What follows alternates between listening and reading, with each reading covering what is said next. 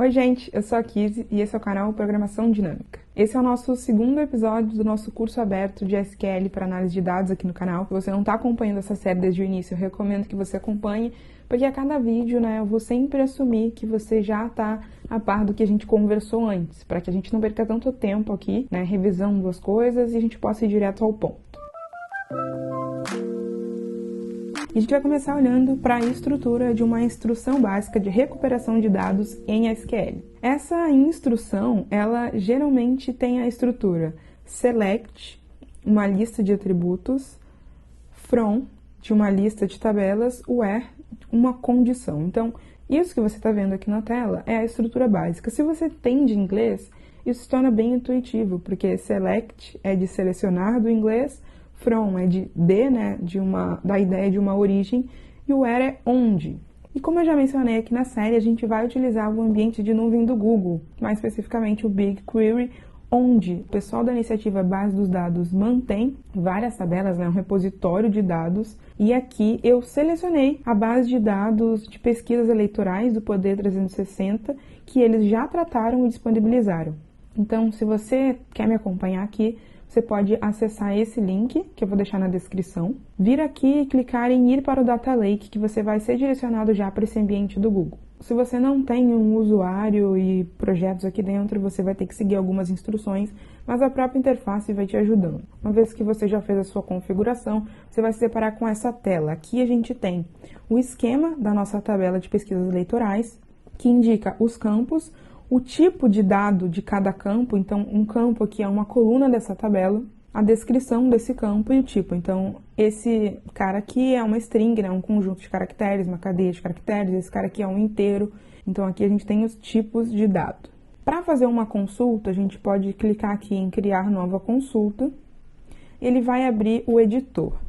Então, se a gente está fazendo uma instrução básica de recuperação de dados, a gente já vai começar escrevendo aqui a estrutura básica. E eu vou começar fazendo uma consulta sem where para vocês entenderem.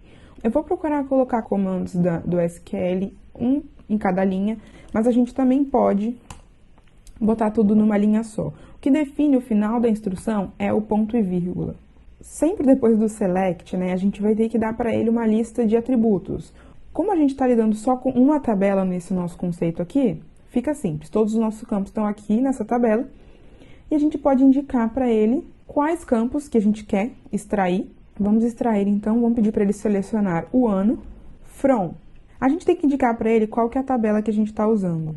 Para a gente saber certinho o nome da tabela, a gente pode vir aqui, nessa parte dos microdados esquema, detalhes, e ele dá o nome certinho da tabela. Uma outra forma de fazer, que facilita mais, é você vir aqui nos microdados e, ao invés de você criar a consulta a partir daqui, você criar a partir daqui, porque ele já entende que você quer pesquisar nessa tabela específica. E aí, olha o que ele vai fazer. Ele vai abrir já com uma consulta base. Só vai faltar você colocar os campos aqui da tabela. Caso você tenha optado por esse, que é um pouco mais fácil, que você não precisa digitar, você vai se deparar também com este novo comando aqui, que é o limit, uma parte dessa instrução. Esse limit aqui, ele é importante, porque se a consulta que você está fazendo no banco de dados for retornar mais resultados do que o que você limitou aqui, ele vai brecar. E isso é bom, inclusive, quando você está aprendendo, porque você pode fazer uma consulta de maneira equivocada, que você não queria gastar ali todo o seu processamento, todo o seu armazenamento, mas você gastou, porque você não percebeu, Cometeu um erro, colocou para executar a consulta, uma consulta gigantesca.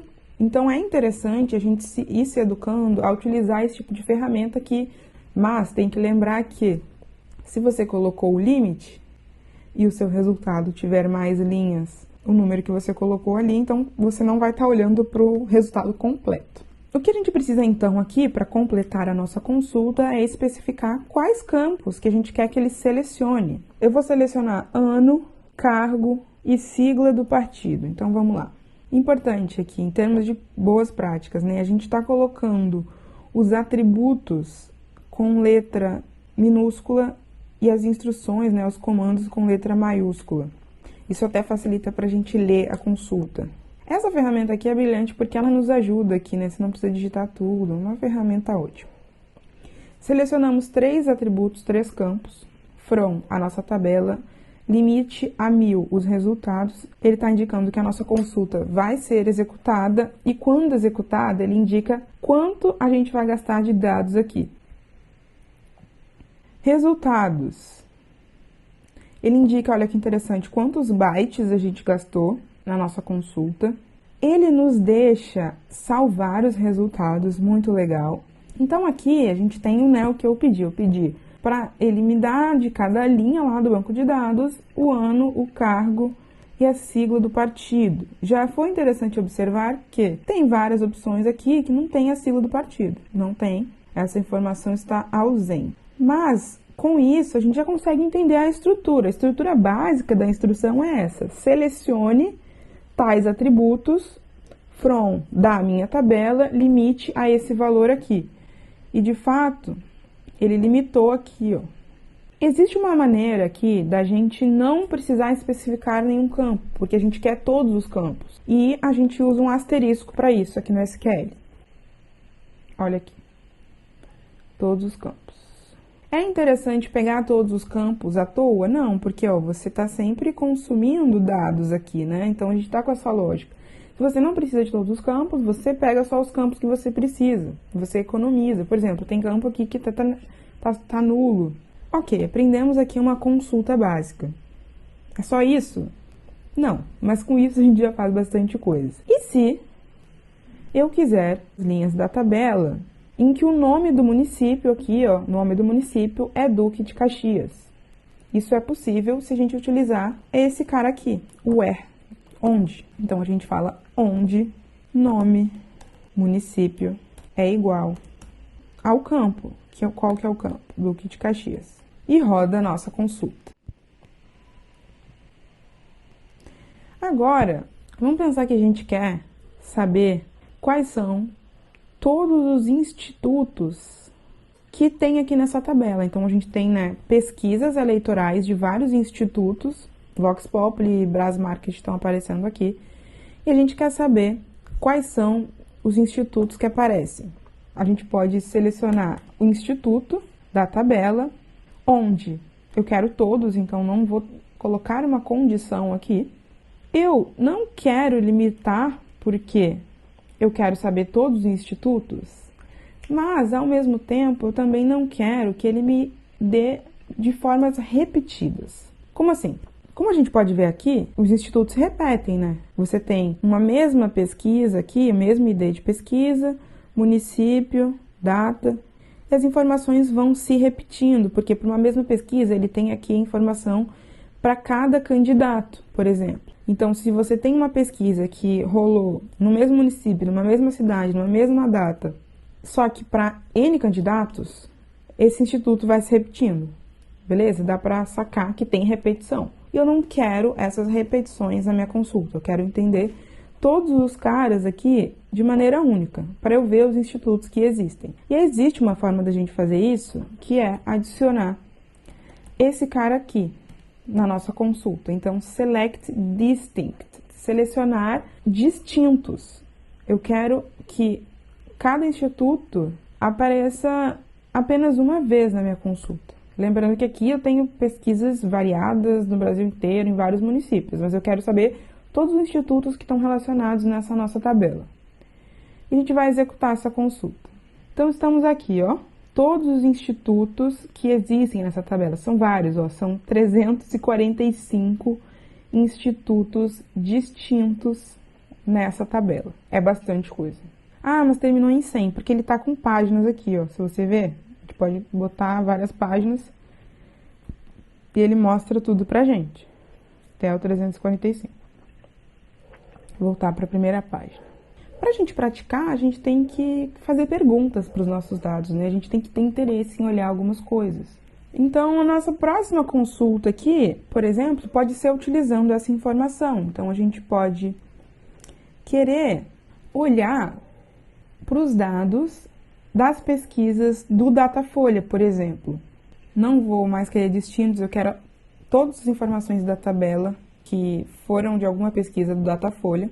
Então, eu tenho que o instituto igual a Datafolha. Mas eu posso querer as pesquisas dos últimos 10 anos. Eu não quero todas as pesquisas que o Datafolha fez desde os anos 2000, que é o que a gente tem aqui. Eu posso querer a partir de 2012 ou de 2014, por exemplo. Dentro desse where aqui, eu posso criar mais condições. Então, eu posso querer selecionar todos os campos da nossa tabela. Isso não muda porque a gente tem uma tabela única aqui, onde instituto é Datafolha e surgiu uma nova expressão aqui. Ano é maior do que 2013. Esse maior aqui, ele só funciona, né, se o nosso campo for um número. Vamos olhar aqui se ele é um número. Ele é um número inteiro. A gente consegue comparar, né, dois números com um sinal de maior. Vamos rodar a nossa consulta. Tá aqui os resultados das pesquisas do Datafolha para o ano a partir de 2014, né? Maior que 2013 vai dar 2014 e assim por diante. Aqui, ó, ele nos deu 8.000 linhas, vários megas processados. Mas e se eu quiser comparar pesquisas de dois institutos diferentes para os mesmos anos? Então, eu quero pegar todos os dados para o Instituto Datafolha e para o Instituto Ibope, por exemplo. Tem como? Tem. E aí vem a pegadinha, né? Eu quero pegar, coloquialmente, a gente vai falar que quer pegar do Instituto Datafolha e do Ibope, mas aqui, né, na lógica, a gente vai querer que a nossa consulta, ela seja selecionar todos os campos da nossa tabela onde Instituto é Datafolha ou Instituto é Ibope. Por que ou? Porque nem faz sentido o e, né? A gente quer linhas da coluna em que o instituto é Datafolha ou o instituto é Ibope. Não tem como o instituto ser Datafolha e Ibope. O instituto é uma coisa só, não pode ser dois institutos ao mesmo tempo. Deu para entender? Vou usar o limite aqui, porque eu não vou ficar gastando nossos dados à toa. Vamos lá, vou botar 1.000, né? Acho que 1.000 deve dar. Vamos executar.